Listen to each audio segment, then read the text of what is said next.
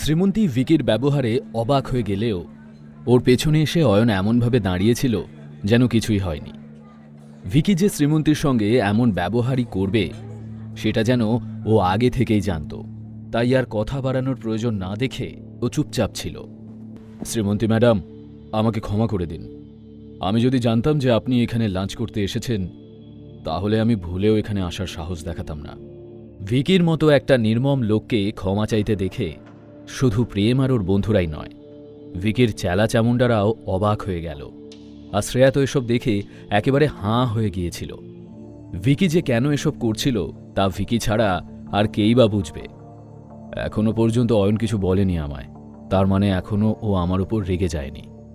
ভাগ্যিস আমি অয়নকে না চেনার ভান করলাম, না হলে এখান থেকে বেঁচে বেরোতে পারতাম কিনা কে জানে। আর এই গজেন্দ্রটা একটা গাধা, এর জন্যই আমাকে সাক্ষাৎ মৃত্যুর মুখোমুখি হতে হলো আজ।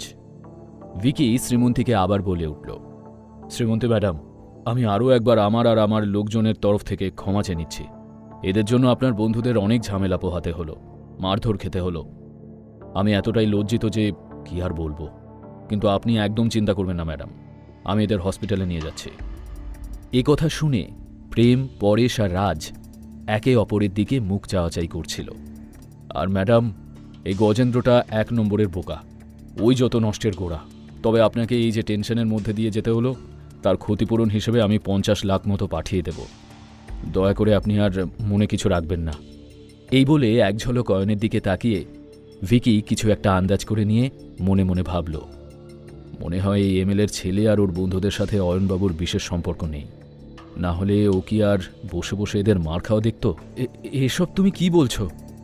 ভিকি বুঝতে পারল যে শ্রীমন্তী কোনোভাবেই ওর থেকে টাকা পয়সা নিতে চাইছিল না। শ্রীমন্তী ম্যাডাম, আপনি কিচ্ছু চিন্তা করবেন না, আমি আরও একবার আপনার কাছে ক্ষমা চেয়ে নিচ্ছি। কিছুক্ষণের মধ্যেই আপনার কাছে টাকা পৌঁছে যাবে, আর আমি কাউকে বলে এখনই আপনার বন্ধুদের হসপিটালে পাঠানোর ব্যবস্থা করছি। এবার তাহলে আমরা আসি। ভালো থাকবেন ম্যাডাম। এই বলে শ্রীমন্তীকে আর কোনো কথা বলার সুযোগ না দিয়েই ভিকি ওখান থেকে বেরিয়ে গেল। গজেন্দ্র ভিকির বিরক্তিটা দেখে আর প্রেম বা শ্রেয়াদের সঙ্গে ঝামেলা বাড়াল না। কয়েকজন প্রেম, রাজ আর পরেশকে নিয়ে হাসপাতালের দিকে রওনা দিলে বাকিরাও একে একে বেরিয়ে গেল। শ্রীমন্তী একটা লম্বা শ্বাস ফেলে ভাবার চেষ্টা করছিল যে একটু আগে ঠিক কি ঘটে গেল। শ্রীমন্তী, ওই গুন্ডাটা তোকে দেখে এত ভয় পাচ্ছিল কেন রে? লোকটা এমন ভাব করছিল যেন আরেকটু হলেই তুই ওকে খেয়ে ফেলবি। আচ্ছা শ্রেয়া, আমি যদি তোকে বলি যে এসবের কোনো উত্তর আমার জানা নেই, তাহলে তুই কি বিশ্বাস করবি? আরে আমি তো নিজেই অবাক হয়ে গেলাম, এত বড় একটা গুন্ডা ওরকম ভিজে বেড়ালের মতো হাবভাব করছিল কেন? তা তুই ওই ভিকি বলে লোকটাকে চিনলি কি করে? আমাকে প্রথম থেকে সবটা খুলে বলতো। এরপর শ্রীমন্তী সেদিনের ওই বারের ঘটনাটা শ্রেয়াকে ডিটেলসে বলল। ভিকি ভাইয়ের এই আমূল পরিবর্তনের কোনো কারণ শ্রেয়াও খুঁজে পেল না। অনেক ভাবার পরেও এই দুটো বিষয়ের মাঝে কোনো কানেকশন খুঁজে না পেয়ে শ্রেয়ার কনফিউজড লাগছিল। ও ভাবছিল, এটা কি করে সম্ভব হলো? শ্রীমন্তীর কথা মতো ওই দিন বারে পুলিশ এসে সব ঝামেলা মিটিয়েছিল। যে গুন্ডা এমএলএর দাপটে ভয় পায় না, সে সামান্য পুলিশ ইনভেস্টিগেশনকে ভয় পেয়ে শ্রীমন্তীর সামনে মিনমিন করবে? এটা বিশ্বাস করা যায় নাকি? কিছু তো একটা গণ্ডগোল আছে।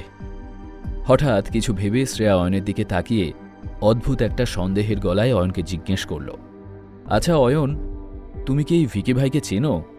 আমাকে হঠাৎ এসব কেন জিজ্ঞেস করছো শ্রেয়া? ভিকি একটা গুন্ডা, আমার মতো একটা সাধারণ ছেলে ওকে কি করে চিনবে বলো তো? তুমি সত্যি কথা বলছো তো? কিন্তু অয়ন কি এতটাই বোকা ছিল যে সত্যিটা স্বীকার করে নিয়েও ও বলে দিত যে কিভাবে ও নিজের স্ত্রীকে বাঁচাতে গিয়ে ভিকি ভাইয়ের মতো নাম করা গুন্ডার হাত ভেঙে দিয়েছিল? যদি তোমার আমার কথা বিশ্বাস না হয়, গিয়ে ভিকি ভাইকেই না হয় জিজ্ঞেস করো। শুধু শ্রেয়াই নয়, শ্রীমন্তীর মনেও অয়নের সম্পর্কে একটু একটু সন্দেহ জাগছিল যে এসবের পেছনে সত্যিই অয়নের কোনো হাত নেই তো। কিন্তু অয়নের মতো সাদামাটা ছেলে কি করে এসবে জড়িয়ে থাকতে পারে, তার কোনো লজিকই খুঁজে পেল না ও। এই মনে করে শ্রীমন্তী নিজের মন থেকে সন্দেহ সরিয়ে দিলেও শ্রেয়ার মনে তখনও অয়নকে নিয়ে সন্দেহ ঘুরপাক খাচ্ছিল। শ্রেয়া তখন মনে মনে ভাবছিল, ব্যাপারটা কিন্তু একটু ফিশি লাগছে আমার। অয়ন প্রথম থেকেই প্রেমকে ওই মোটা গুন্ডাটার সাথে ঝামেলায় জড়াতে বারণ করছিল, কিন্তু কেউ ওর কথা শুনল না। এমনকি আমি ওকে ভীতুই ভেবেছিলাম, কিন্তু এখন মনে হচ্ছে অয়ন সেই মুহূর্তেই আমাদের সতর্ক করছিল কেন? ও কি আগে থেকেই সবটা জানতো? এই পুরো বিষয়টা কি কাকতালীয়, নাকি আমার ইনটিউশনই ঠিক বলছে? শ্রেয়ার মুখটা চিন্তিত দেখাচ্ছিল। অন্যদিকে সেই প্রাইভেট রুম থেকে বেরিয়ে গজেন্দ্র ভিকি ভাইকে অনুনয় করে বলল, সরি ভাই, আপনাকে ঝামেলায় ফেলার কোনো উদ্দেশ্য আমার ছিল না। আচ্ছা ভাই, ওই মেয়েটা, ও কি খুব পাওয়ারফুল কোনো পরিবারের মেয়ে? না মানে, আপনি যে ওর সঙ্গে এতটা নরম হয়ে কথা বললেন, তাই জিজ্ঞেস করছি আর কি।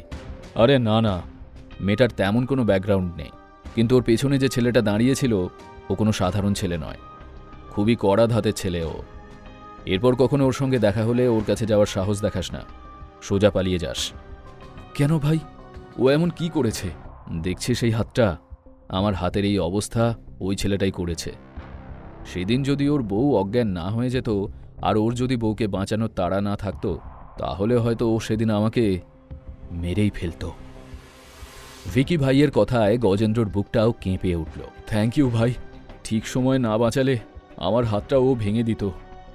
ভবিষ্যতে একটু খেয়াল রাখিস, আর যাতে এমন কোনো ঝামেলায় না জড়াতে হয় যাতে তোরও ক্ষতি হয়, আর সেই সাথে আমাদেরও, বুঝেছিস?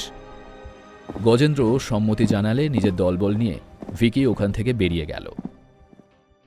এদিকে অয়না শ্রীমন্তী বাড়ি পৌঁছে ফ্রেশ হয়ে সবে লিভিং রুমে এসে বসেছিল, আর তখনই ডোরবেল বেজে উঠল। মায়ের তো সন্ধেবেলা আসার কথা ছিল, এত তাড়াতাড়ি চলে এলো নাকি? কি জানি, হয়তো মা কিছু ফেলে গিয়েছিলেন, সেটাই নেওয়ার জন্য এসেছেন। অয়ন দরজার দিকে এগিয়ে গিয়ে দরজাটা খুলতেই সামনে ভিকি ভাইয়ের এক শাগরেদকে দেখতে পেল। সে হাতে একটা ব্রিফকেস নিয়ে দরজার বাইরে দাঁড়িয়েছিল। চোখে একরাশ প্রশ্ন নিয়ে অয়ন ভিকি ভাইয়ের লোকটার দিকে তাকাতেই সে ঘাবড়ে গিয়ে বলল, স্যার, ভিকি ভাই এই ব্রিফকেসটা পাঠিয়েছে, আর ভিকি ভাইয়ের তরফ থেকে আরও একবার সরি।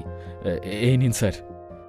লোকটা ব্রিফকেসটা অয়নের দিকে বাড়িয়ে ধরল, কিন্তু অয়ন সেটা এক নজরে দেখে নিলেও সেটা নেওয়ার জন্য হাত বাড়াল না। লোকটা কিছুক্ষণ অপেক্ষা করে দরজার কাছেই ব্রিফকেসটা রেখে দিয়ে চলে গেল ওখান থেকে। অয়ন মনে মনে স্বস্তির নিঃশ্বাস ফেলল, এই ভেবে যে যাক, আর কোনো ঝামেলা অন্তত বাঁধল না। ঠিক তখনই শ্রীমন্তী এসে দাঁড়ালো ওর পাশে। অয়ন, কে এসেছিল? ভিকি ভাই এই ব্রিফকেসটা পাঠিয়েছে। ব্রিফকেস? কি আছে ওতে? অয়ন, এই ভিকি লোকটার ব্যাপার স্যাপার আমার কিন্তু মোটেও সুবিধের লাগছে না। অয়ন ব্রিফকেসটা নিয়ে সামনের একটা টেবিলের ওপর রাখল, তারপর শ্রীমন্তীর দিকে একবার তাকিয়ে নিয়ে ব্রিফকেসটা খুলল। সেটা খোলার পর ওরা যা দেখল সেটা দেখে চেঁচিয়ে উঠল শ্রীমন্তী। তারপর দুজনেই স্তব্ধ হয়ে গেল। খানিকক্ষণ পর শ্রীমন্তী অবাক হয়ে বলে উঠল, হোয়াট দ্য হেল? এই ব্রিফকেসটায় এমন কি ছিল যা দেখে শ্রীমন্তী এতটা অবাক হল? ভিকি ভাই কি আবারও কোনো নতুন সমস্যায় ফেলবে ওদের? কি অপেক্ষা করে আছে অয়না শ্রীমন্তীর জন্য? জানতে হলে শুনতে থাকুন এই গল্পটি, শুধুমাত্র পকেট এফএমে।